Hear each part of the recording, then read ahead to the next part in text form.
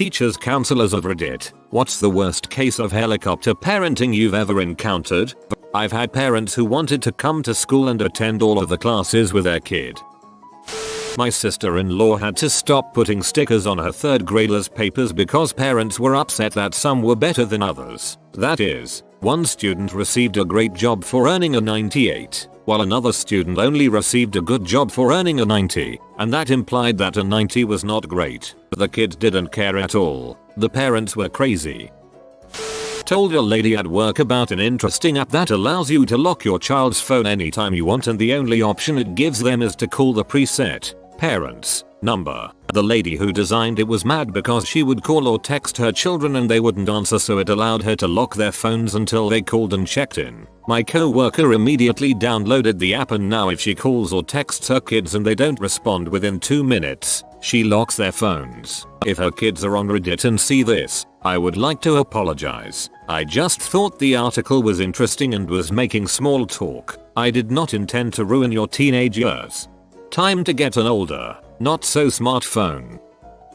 I worked as a college ambassador during undergrad. Part of this meant I ended up at events with prospective students and their families to tell them about all of the great things we did. This was a fancy one where there was dinner served and we were each assigned to a different table with 2-3 families. I always try to talk to the kids and try to connect with them. But this kid, we'll call him Brad, was the hardest case I've ever had. Every time I would talk to him, he would make eye contact with me, then look at his mom. She would answer every question I could ask. What's your favorite class? What are you looking forward to the most? All were answered by mom. Then of course, because Brad wasn't asking me any questions, she decided to start asking me questions about my college experience. This is when she told me of his life plans. He, too, was going to be a resident advisor in college. And he was going to graduate in 3 years so he could go to med school at Harvard. And he was going to get married to high school girlfriend's name before med school started. You could see the kid just try to shrink away.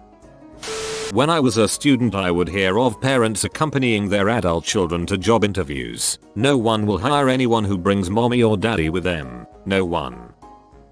Not a teacher, but I'm a nanny. I briefly worked for one mom who still wiped her 8-year-old son's butt after he took a crap. That poor kid would just sit on the toilet waiting for mom to come clean his poop hole. I didn't stick around that family for very long.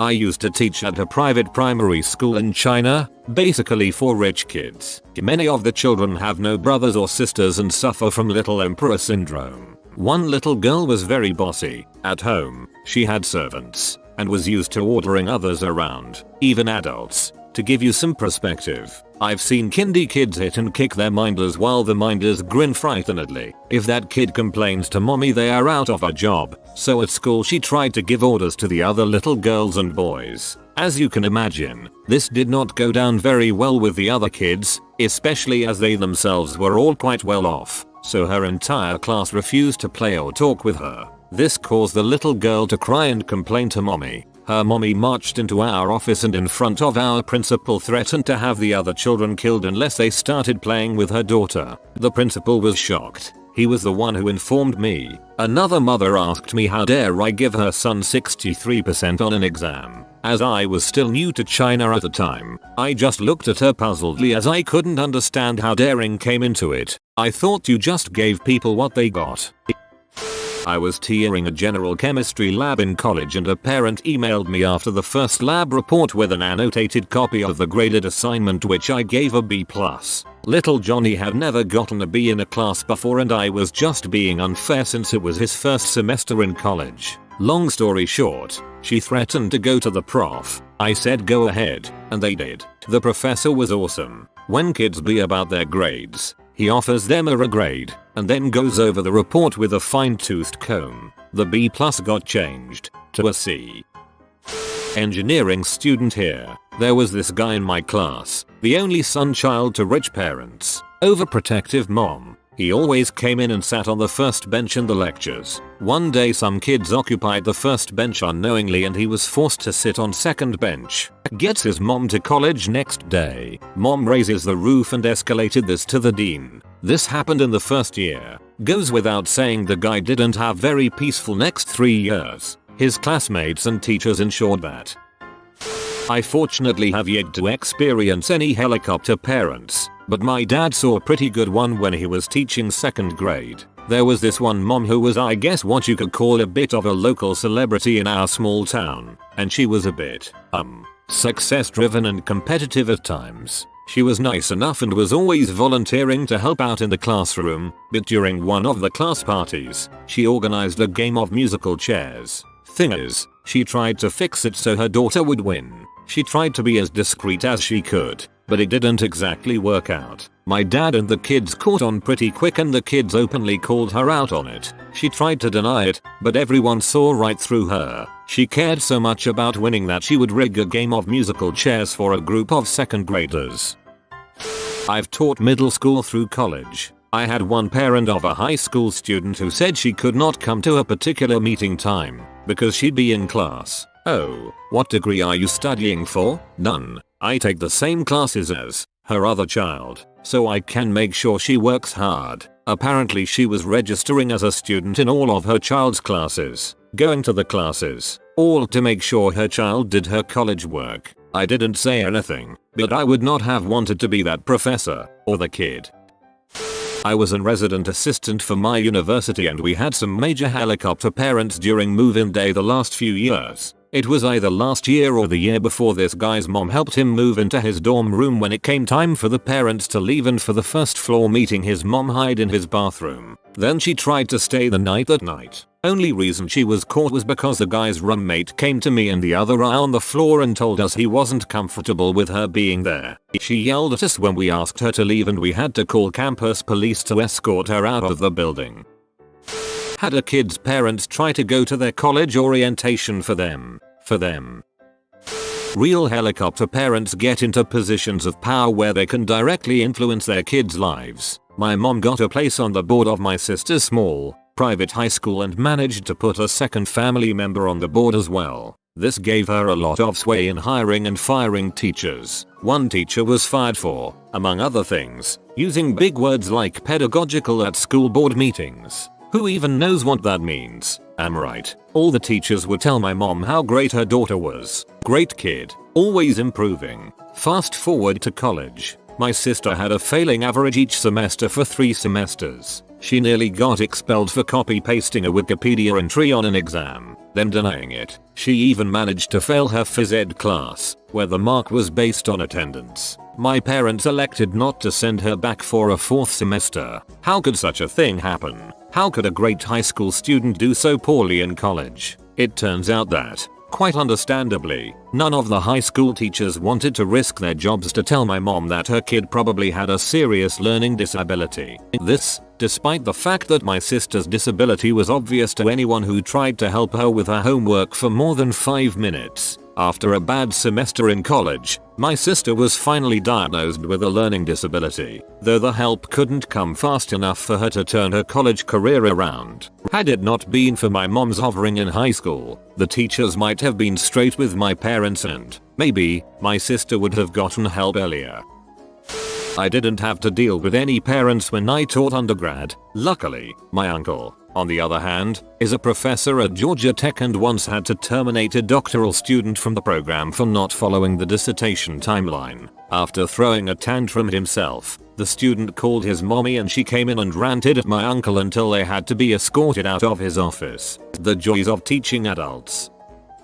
I'm a high school English teacher. One of my students had an IEP, rarely showed up to class, and when he did he never did his work, no matter what I tried to do to keep him on track. I even hand-delivered his work to his resource teacher, by his mom's request, because as a 16-year-old he wasn't responsible enough to keep track of papers, and he refused to do it there. His mother visited my class every week to complain to me and ask why he was failing. She insisted that because he had an IEP, he wasn't allowed to fail my class. At the end of the semester, the student was suspended for 10 days for fighting. I sent home makeup work with him. He never returned in and he failed my class. Mom got mad and went to the administration demanding he be able to do the makeup work, but that I had to give him the work again because he'd lost it. I never got the work, but the mom did confront me in the parking lot. getting in my face and yelling at me for failing her son. I told her I may have given him a failing grade, but she had failed him by babying him his entire life,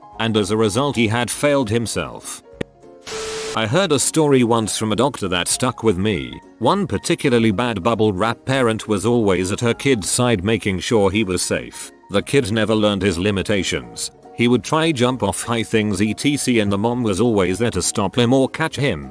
First day of school the kid jumps off the top of the play structure and breaks his arm. When the mother was at the doctor with the kid she said he broke his arm because I wasn't there. The doctor replied, no, he broke his arm because you always were. A student of another colleague. We were sitting around marking papers when he bursts into hysterical laughter. Colleague 1. Can anyone make sense of this sentence? It's not even a thing. This is an anti-thing. He reads it to us. It's half a rant, half 8th grader gibberish. Colleague 2. Oh my god, I just read that exact same thing. She flipped through a stack of papers and pulled it out, compared, and it's basically the exact same paper by the same student submitted to 2 separate classes. Totally counts as academic dishonesty, and that's explicit in the outline. It has to be original work for the class. The 2 of them take the papers to their professors. They agree. It goes straight to the department head as a case of plagiarism. Student is completely livid. He's clearly a genius. Everyone else is a moron for even questioning his work. And he'll have our heads and our jobs for this. He schedules a meeting with the department head, like he's supposed to, and the day finally comes. In this mug, chubby little sucker struts, fully suited up, and right behind him is Uncle Sleazy Lawyer, complete with matching suit and briefcase to boot. We can hear the student muttering as he stomps down the hallway about how he's going to be a great legal mind one day because his uncle told him so, and he was totally going to show us all. It was all I could do not to laugh. They go into the office, close the door, and Uncle Lawyer loudly declares for all to hear, my client has prepared a statement before we begin. Department head, number, student, but it's my department head, number, student, but, department head, number. We couldn't hear anything after that. We had to close our own door so we could laugh. He was disciplined appropriately, though. All the professors knew who that student was from that point on. I was in 8th grade and my teacher was always an butthole to me. He would send me out of class because I was 3 minutes late, or not accept my math homework because I didn't work out the problems the way he wanted me to. So near the end of the year he assigned a essay to us. The subject was on any president of our choosing. I wrote my essay in about 3 hours and followed the rubric very closely. I print out my paper and leave it on my desk so I won't forget it. Before I go to sleep my mom asked me if she could borrow the laptop. So I set up the laptop for her and go to sleep. Next day turn in the essay. Next week get back the essay with a D on it. I notice a bunch of red marks on it. Read through essay and found out my mom went and wrote more to it and switched out my essay. Explained to the teacher what happened, and by the grace of God he let me turn in mine. Come back next day with my essay. Get B+ on it. She never tried again. I'm not a teacher, but I have a story that is relevant. When I was in high school there was this kid's mom would sit in on all his classes to make sure he would do his homework. He didn't have any mental problems or anything. She wouldn't let him talk to anyone who didn't go to their church. She argued with the teacher every freaking day. In biology she reported the teacher to the superintendent for teaching evolution. As you probably guessed, nobody hid their dislike of her. The best one was when I missed a test one day and had to stay after school to make it up. She burst into the room looking furious and started yelling at the teacher because he failed her son. The teacher just started going she just got madder and madder. The teacher just kept ignoring her. At one point he took out his cell phone and called some people. The woman got really mad and stormed off. Back when I was teaching I gave a bad grade on a test to a 55-year-old woman who was taking the class. Her 80-year-old mother came to my office the next day with scones and tea to ask me if her daughter could retake the test. I allowed it. Imagine what would happen had you turned away the mother. You would get visited by a 105-year-old woman. currently a teacher, but my story comes from my days as a college student. My university offered a day-long parent orientation as an option for parents while their kids were attending their own 2-day student orientation session. The summer before my senior year, I was hired as a student employee for this parent orientation session. Steady hours, good pay, etc. A pretty nice summer gig for a poor college student. Anyway, we met a wide range of parents at the registration table. Some of the parents were obviously not too worried. Is local bar still open? I'd love to duck out and get some nostalgia beers. Others were clearly interested, without being too overbearing. I've got a few questions about class registration. Can you point me in the right direction? But the parent that I'll always remember. Wow. Part of the script we were supposed to go over involved asking parents if they would be interested in taking a tour of their student's future dormitory. When I got to this part of the script with one mom, she completely broke down, started bawling and crying about how she wasn't ready for her little angel to go off to college. This went on for several minutes and bordered on a full-on tantrum. Mind you, this wasn't on move-in day. This was at an orientation 2 freaking months before school actually started. I shudder to think how the actual move-in day went for that family. Worked at a sleepaway camp. Asian mother told us to weigh both of her children and mail her the results twice daily. That's oddly specific. In high school I became really good friends with this kid named Dan. Dan and I hung out a ton, and one weekend I invited him over for a sleepover. Stay up late, watch TV and play video games. I had to meet his mother and his father to gain approval. It was like going through a job interview. Had to tell them where I wanted to go to college, my life's goals, etc. Got the approval and Dan was allowed to sleep over my house. The morning after the night of the sleepover, my mom gets a call at 6 AM. "Hi, this is Dan's mom. Are you watching your child and my boy?" My mom quickly gets over the shock and replies, "Yes, they are downstairs in the basement and they're fine. We have a finished room where we would always hang out." "Well, I would appreciate you checking on them because I haven't heard from Dan all night." My mom woke us up and Dan realized he left his cell phone upstairs. He goes to get it and it turns out he has 63 missed calls, 105 missed text messages, and 20 voicemails. He started to cry and my mom just hugged him and said it's okay and made us breakfast.